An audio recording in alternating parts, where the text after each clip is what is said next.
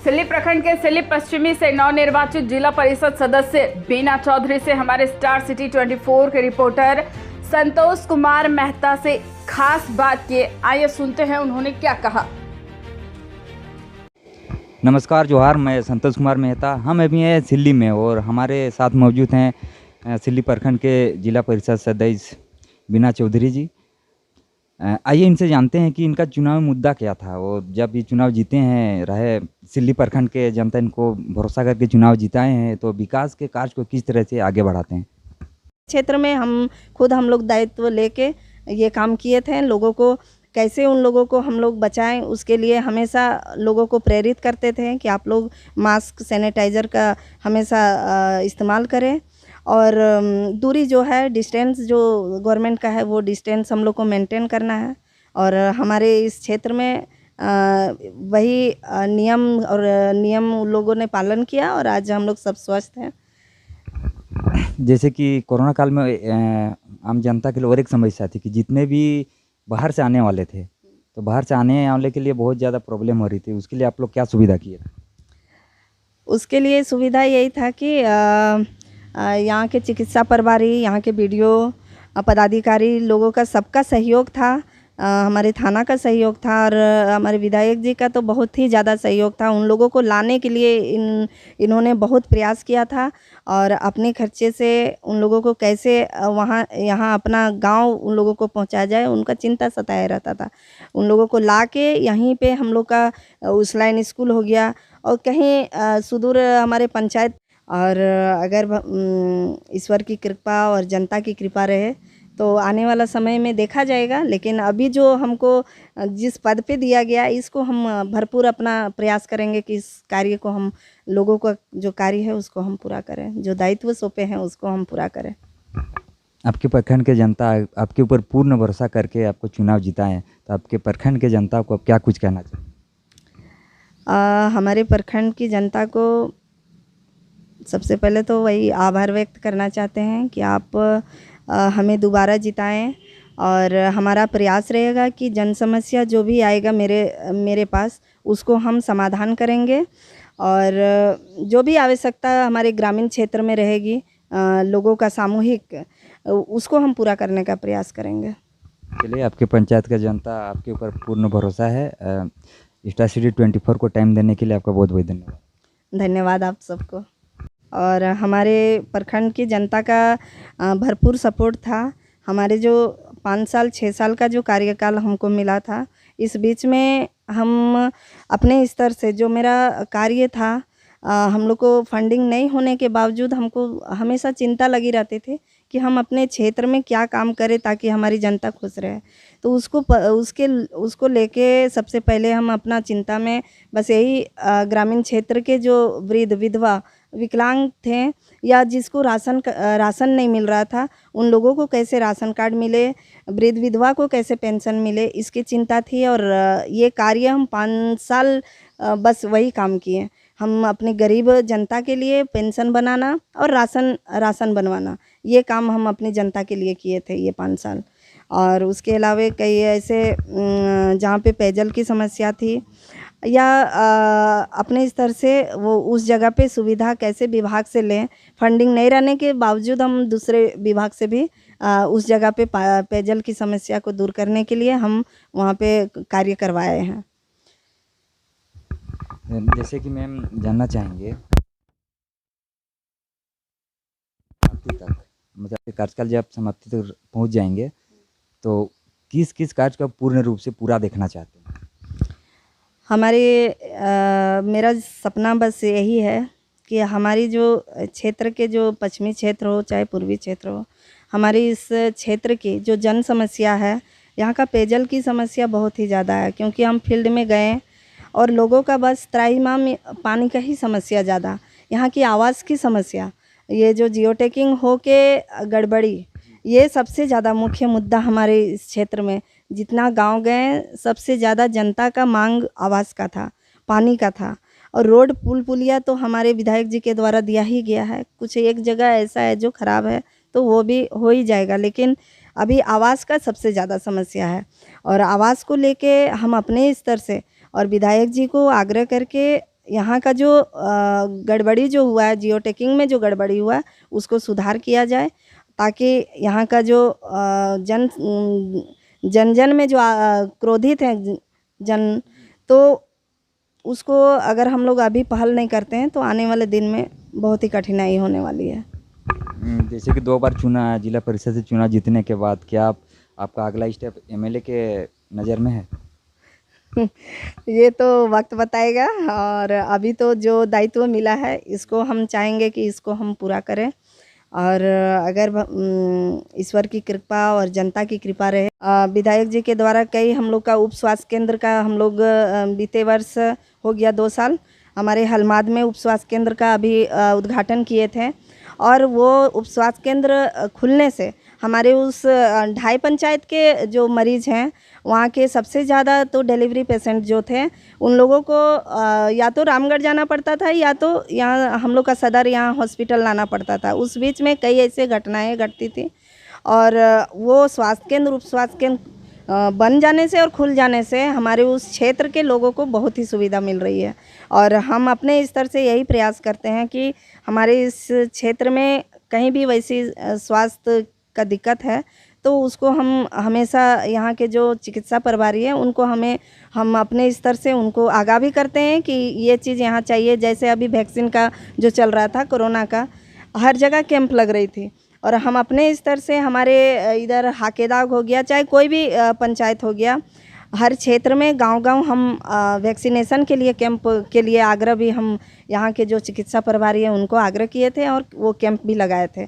आज हमारा हो गया चुनाव से पूर्व हमने डीसी सर को आवेदन देके, हमारे डीडीसी सर को आवेदन देके हमारे इधर चिकित्सा का पतराहातू में जो हॉस्पिटल है वो हॉस्पिटल थोड़ा आपका जर्जर है, जिसको लेके हम अपने स्तर से उनको आवेदन देके कि यहाँ पे मांग किए हैं कि हमारा ये हॉस्पिटल नया निर्माण हो जाए, ताकि हमारे इस 2.5 पंचायत 3 पंचायत जो हैं उधर के ग्रामीण क्षेत्र के सुदूर क्षेत्र के लोग वहीं चिकित्सा कर सकें।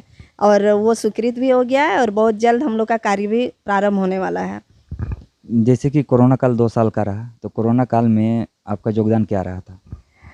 कोरोना काल में लोग बहुत डर रहे थे कि कुछ भी हो सकता है, अपने परिवार से हो सकता है कोई परिवार का सदस्य हम लोग खो दें, इसका डर सबको सता रहा था। उस बीच में जनप्रतिनिधि के नाते हम लोगों ने एक अभियान चलाया हुआ था, विधायक जी के द्वारा अभियान था कि वैसे सुदूर क्षेत्र जहाँ पे लोगों को खाने पीने के लिए कठिनाई हो रही है, तो वैसे क्षेत्र में हम लोग जाके, जैसे हमारे दुआड़ू पंचायत के गम्हा टिकरा हो गया, सलगा डिपा हो गया, उस सुदूर क्षेत्र में जाके हम लोग अनाज का वितरण किए थे वहाँ पे, खाद्य पदार्थ का, उसके अलावा मास्क, आपका साबुन का, ये सब का हम लोग वहाँ पे सैनिटाइज़र का वहाँ पे वितरण किए थे। हमारे क्षेत्र में कई ऐसे गांव हैं जहाँ पे सब्जी उस क्षेत्र में नहीं होता है, उस क्षेत्र में हम लोग सब। मैडम, आपको हमारी टीम की तरफ से आपको बहुत बहुत बधाई और आपका स्वागत है हमारे चैनल पर। सबसे पहले मैं आपके चैनल को मैं तहे दिल से धन्यवाद करती हूँ। और मैडम, सबसे पहले हम जानना चाहेंगे कि जैसे कि आप 2015 में भी चुनाव लड़े थे, उस बार भी आप चुनाव जीते थे, और 2022 में भी चुनाव लड़े और आप चुनाव जीते, आपका चुनावी मुद्दा क्या था? मेरा चुनावी मुद्दा इस बार का यही था कि जो मेरे स्तर से जो छूटा हुआ कार्य है हमारे सिल्ली पश्चिमी क्षेत्र में, वो सभी कार्यों को मैं अपने प्रयास से मैं उसको पूरा करने का प्रयास करूँगी। जैसे कि हम जानना चाहेंगे कि 2015 से 2022 तक आपके विकास के कार्य क्या क्या हुए? 2015 से 2022 तक सबसे पहले तो आप लोग को बता देना चाहते हैं कि हम लोग को आपका फिनेंशियल कोई भी हम लोग को गवर्नमेंट नहीं दिया था। हाँ, 2015 में नहीं दिया। लास्ट ईयर हम लोग को कुछ फंड आया 15 फाइनेंस का, उसमें हम अपने स्तर से हमारे ग्रामीण क्षेत्र में जहाँ पे पेयजल की असुविधा थी वहाँ पे पेयजल जल मीनार बनाई हूँ, और अपने क्षेत्र में पीसीसी का आवश्यकता था, जहाँ पे बहुत महत्वपूर्ण आवश्यकता था उस जगह पे, वैसे जगह में पीसीसी में निर्माण करवाई हूँ, गार्डवाल का निर्माण करवाई हूँ। कई जगह हमारे साहेदा जैसे गांव में वहाँ पे सिंचाई की वहाँ किसान बहुत ज़्यादा हैं, तो किसानों का मांग था कि हमारे यहाँ जो 12 मास जो उन लोगों का नाला, एक कच्चा नाला है, वो हमेशा पानी उसमें आती है, उसको नाली का निर्माण करने का वो लोग आग्रह किए थे और उसका निर्माण हम करवाए अपने स्तर से। जैसे कि मैडम आपने बताया कि 2015 में आपको जिला की तरफ से कोई फंड नहीं मिले थे तो हम जानना चाहेंगे कि जब मुखिया को फंड मिला 2015 के चुनाव में, बहुत सारे विकास के कार्य के उनको फंड मिले, जब मुखिया को मिले तो आप त्रिस्तरीय पंचायत चुनाव में जिला परिषद का लेवल सबसे ऊंचा में रहता है, तो उसको क्यों नहीं मिले? अब ये तो सरकार ही जाने।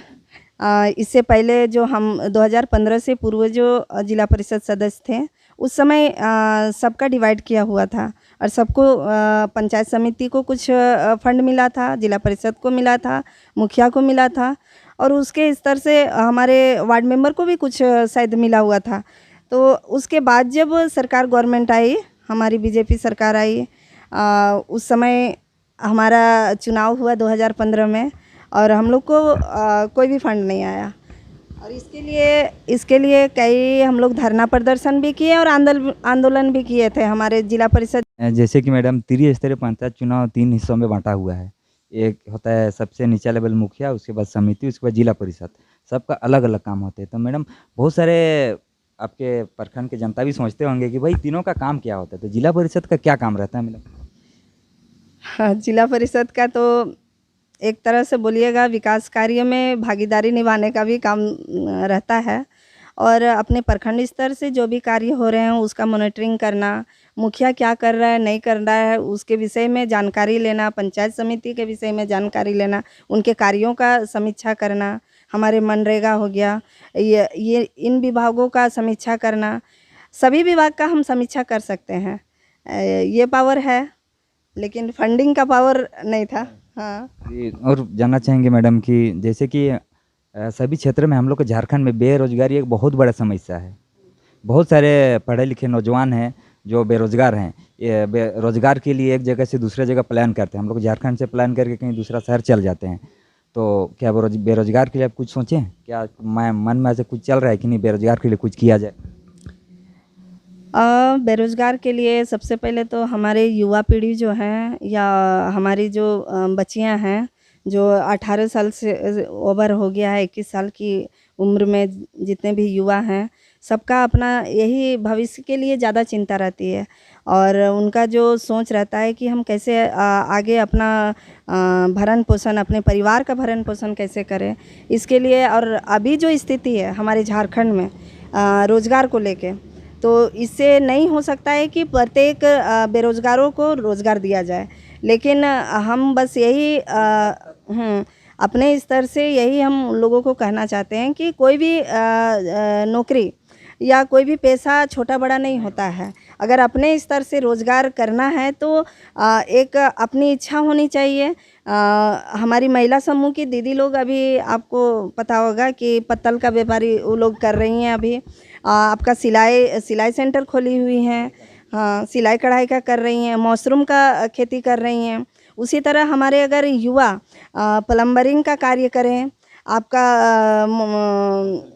कौशल विकास से जुड़ जाएं, तो उससे छोटे छोटे कुटीर उद्योग जो हैं वो कंपनी में वो घुस सकते हैं। और ये नहीं है कि हम 40,000 ही कमा ले, 50,000 ही कमा ले। अरे भाई 10,000 से ही शुरुआत अगर किया जाए और आपको अगर एक्सपीरियंस होते जाएगा, हो सकता है कुटीर उद्योग से ही आपको पोस्ट भी बढ़ेगा। इसलिए अपने हम उन लोगों से, युवा से यही आग्रह करना चाहते हैं कि आप जो मन में सिर्फ नौकरी का ही नहीं सोचें, आप छोटे